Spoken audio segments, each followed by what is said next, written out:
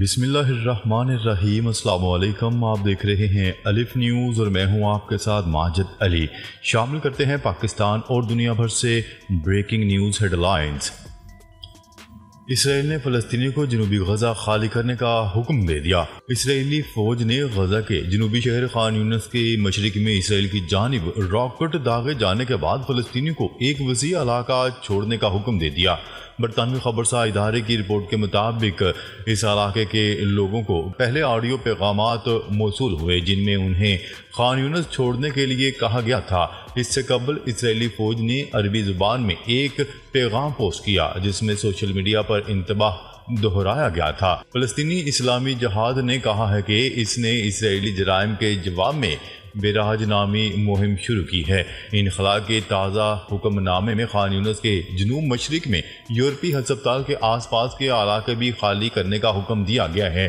مقامی اطلاعات کے مطابق عملے نے خان یونس کے ناصر ہسپتال میں کچھ اہم سامان منتقل کرنا شروع کر دیا ہے اور کچھ عملہ اور مریض بھی وہاں سے چلے گئے ہیں۔ حماس کے زیر انتظام علاقے کی وزارت صحت کے مطابق ذہنی افواج کے ہاتھ اب تک غزہ میں 37,900 سے زائد فلسطینی شہید ہو چکے ہیں، جن میں سے 23 گزشتہ 24 گھنٹوں کے دوران شہید ہوئے ہیں۔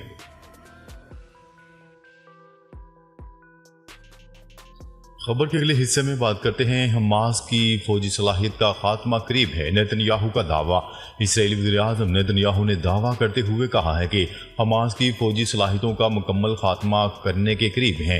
دوسری جانب غزہ میں اسرائیلی فوج اور فلسطینی مزاحمتی گروپوں میں شدید جھڑپوں کے نتیجے میں کئی اسرائیلی فوجی ہلاک ہو گئے۔ غزہ سے اسرائیلی علاقوں میں راکٹ حملوں میں کوئی جانی نقصان نہیں ہوا۔ خان یونس میں اسرائیلی فوج کی بمباری سے ایک فلسطینی شہید جبکہ متعدد زخمی ہو گئے۔ علاوہ ازیں غزہ میں جاری اسرائیلی حملوں میں مزید 25 فلسطینی شہید ہو گئے۔ خبر کے اگلے حصے میں بات کرتے ہیں امریکہ نے یورپی ممالک میں اپنے فوجی اڈوں پر ہائی الرٹ جاری کر دیا۔ امریکی محکمہ دفاع نے تصدیق کرتے ہوئے کہا ہے کہ احتیاط کے طور پر یورپ کے کچھ ممالک میں فوجی اڈوں پر الرٹ کی سطح بڑھا دی گئی ہے۔ اس موضوع پر پینٹاگون کے تحریری بیان میں واضح کر دیا گیا ہے کہ امریکی یورپی کمان بیرون امریکی فوجی برادری کی سلامتی کو متاثر کرنے والے مختلف عوامل کا مسلسل جائزہ لیتی ہے اور اس کوشش کے تحت فوجی ارکان کی سیکیورٹی کو یقینی بنانے کے لیے اضافی اقدامات کثرت سے کیے جاتے ہیں۔ کہا گیا ہے کہ ہم آپریشن سیکیورٹی وجوہات کی بنا پر مخصوص اقدامات میں شامل نہیں ہوں گے، لیکن ہم محتاط رہیں گے۔ یورپی کمان اہلکاروں کو مشکوک سرگرمیوں کی اطلاع دینے، محکمہ خارجہ کی سفری سفارشات پر عمل کرنے اور ذاتی خطرات کے خلاف احتیاطی تدابیر پر عمل درآمد کرنے کے لیے ہر ممکن چوکس اور چوکنا رہنے کی سفارش کرتی ہے۔ یہ دعویٰ کیا گیا ہے کہ بلغاریہ، اٹلی، رومانیہ اور جرمنی میں امریکی فوجی اڈوں کو force protection status Charlie high alert پر لایا گیا ہے اور یہ گزشتہ 10 سالوں میں خطرے کی بلند ترین سطح ہے۔ خبر کے اگلے حصے میں بات کرتے ہیں روسی صدارتی پیلس کریملن کے ترجمان دمتری پیسکوف نے کہا ہے کہ ہمارا ملک مسئلہ یوکرین کے حل سے متعلقہ ہر طرح کے ڈائلاگ کے لیے تیار ہے۔ پیسکوف نے دارالحکومت ماسکو میں اخباری نمائندے کے لیے ایجنڈے کے موضوعات پر بیانات جاری کیے ہیں۔ انہوں نے کہا ہے کہ روس ثالثین کے وسیلے سے یوکرین کے ساتھ مذاکرات شروع کرنے پر تیار ہے۔ دمتری پیسکوف کا کہنا تھا کہ روس کے صدر ولادیمیر پوٹن بارہا کہہ چکے ہیں کہ ہم اپنے طے شدہ اہداف تک رسائی کے لیے ہر طرح کے رابطے و ڈائلاگ کے لیے حاضر ہیں۔ بیلاروس کی سرحد پر یوکرینی فوجیوں کی تعداد میں اضافے سے متعلق سوال کے جواب میں انہوں نے کہا ہے کہ یہ صورتحال صرف منسک کے لیے ہی نہیں بلکہ ماسکو کے لیے بھی باعث تشویش ہے۔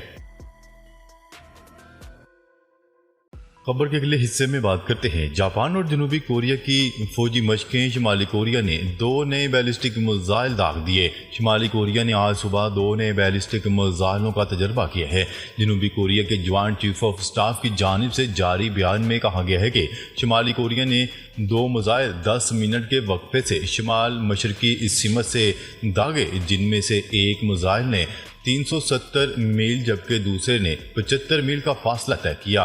بتایا جا رہا ہے کہ دونوں میزائل کس علاقے میں گرے یہ معلوم نہیں ہو سکا۔ جنوبی کوریا کا مزید کہنا تھا کہ شمالی کوریا کی جانب سے داغے گئے ایک میزائل میں بظاہر خرابی نظر آئی اور ممکنہ طور پر گر کر تباہ ہوا ہے، جس کے ملبے سے کوئی نقصان کی اطلاعات نہیں ملی۔ واضح ہے کہ شمالی کوریا نے جاپان اور جنوبی کوریا کی مشترکہ جنگی مشقوں پر ناراضگی کا اظہار کرتے ہوئے اس کا رد عمل دینے کا اعلان کیا تھا۔ جنوبی کوریا کے مطابق نئے میزائل کا تجربہ ممکنہ رد عمل ہو سکتا ہے۔ خبر کے اگلے حصے میں بات کرتے ہیں اسرائیلی فوج کو فوری طور پر مزید 10,000 فوجی بھرتی کرنے کی ضرورت پڑ گئی۔ غیر ملکی خبرسا ادارے کی رپورٹ کے مطابق غزہ میں جاری جنگ اور لبنان کے سرحد پر کشیدگی کے باعث اسرائیل کو فوجیوں کی کمی کا سامنا کرنا پڑ گیا۔ اسرائیلی وزیر دفاع نے کہا ہے کہ غزہ میں جاری جنگ کے باعث اسرائیلی فوج کو فوری طور پر مزید 10,000 فوجی بھرتی کرنے کی ضرورت ہے۔ عالمی خبرسا ادارے کی رپورٹ کے مطابق وزیر دفاع نے یہ بیان اسرائیلی کینسٹ کی امور خارجہ و دفاعی کمیٹی کے اجلاس کے دوران دیا۔ اسرائیلی وزیر دفاع نے کہا ہے کہ اسرائیلی فوج الٹرا آرتھوڈکس یہودی مردوں میں سے 4,800 مردوں کو بھرتی کر سکتی ہے۔ یاد رہے کہ گزشتہ ہفتے اسرائیلی سپریم کورٹ نے متفقہ فیصلہ سناتے ہوئے الٹرا آرتھوڈکس یہودیوں کو حاصل فوج میں بھرتی سے استثناء ختم کرنے کا حکم دیا تھا۔ کیا رہے کہ غزہ میں گزشتہ 8 ماہ سے جاری اسرائیلی جارحیت کے باعث غزہ ملبے کے ڈھیر میں تبدیل ہو چکا ہے۔ اسرائیلی حملوں کی زد میں آ کر غزہ میں اب تک کم از کم 37,900 فلسطینی شہید اور 87,000 سے زائد فلسطینی زخمی ہو چکے ہیں۔ اسرائیلی جارحیت کا شکار ہونے والوں میں زیادہ تر خواتین اور بچے شامل ہیں۔ خبر کے اگلے حصے میں بات کرتے ہیں سعودی عرب میں تیل اور گیس کے 7 بڑے ذخائر دریافت۔ سعودی عرب میں تیل اور گیس کے ذخائر دریافت۔ سرکاری خبرسا ایجنسی کی رپورٹ کے مطابق سعودی وزیر توانائی شہزادہ عبدالعزیز بن سلمان نے ایک بیان میں کہا ہے کہ یہ دریافت سعودی عرب کی سرکاری تیل کمپنی آرامکو نے کی ہے۔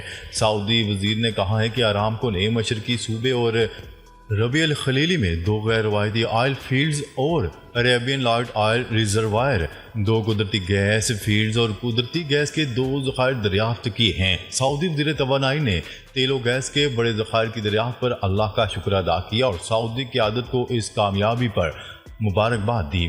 واضح ہے کہ سعودی عرب دنیا کا سب سے بڑا خام تیل برآمد کنندہ اور پیٹرولیم برآمد کرنے والے ممالک کی تنظیم اوپیک کا لیڈر ہے۔ خبر کے اگلے حصے میں بات کرتے ہیں اسرائیل نے ڈائریکٹر الشفا ہسپتال سمیت 55 فلسطینیوں کو رہا کر دیا۔ اسرائیل نے غزہ سے حراست میں لیے گئے 55 فلسطینیوں کو رہا کر دیا۔ غیر ملکی میڈیا کی رپورٹ کے مطابق اسرائیل نے غزہ میں حراست میں لیے گئے 55 فلسطینیوں کو رہا کر دیا ہے، جس میں الشفا ہسپتال کے ڈائریکٹر بھی شامل ہیں۔ رپورٹس میں بتایا گیا ہے کہ محمد ابو سلمیہ کو اسرائیلی فوج نے گزشتہ برس نومبر میں الشفا ہسپتال پر چھاپے کے دوران حراست میں لیا تھا، جنہیں اب چھوڑ دیا گیا ہے۔ اسرائیلی فوج نے الزام عائد کیا تھا کہ حماس ہسپتال کی سہولیات کو عسکری مقاصد کے لیے استعمال کر رہا ہے اور اس نے ہسپتال کو ایک ٹنل کی شکل دی ہوئی ہے۔ تاہم ابو سلمیہ اور ہسپتال کے دیگر اسٹاف نے اس الزام کی تردید کی ہے۔ جنوبی غزہ کے النصر ہسپتال ڈائریکٹر نے بھی ابو سلمیہ کی رہائی کی تصدیق کر دی اور بتایا کہ 5 افراد کو النصر ہسپتال اور دیگر کو علاقائی شہید ہسپتال سے حراست میں لیا گیا تھا۔ فلسطینی وزارت صحت کے حکام کا کہنا ہے کہ اسرائیلی فوج نے چھاپوں کے دوران کئی ہسپتالوں کو ڈرامائی انداز میں بند کرنے پر مجبور کیا اور سروسز بند کر دیں۔ ناظرین، اب تک کے لیے اتنا ہی۔ مزید خبریں لے کر بہت جلد آپ کی خدمت میں حاضر ہوں گے۔ تب تک کے لیے اپنا خیال رکھیے گا۔ اللہ نگہبان۔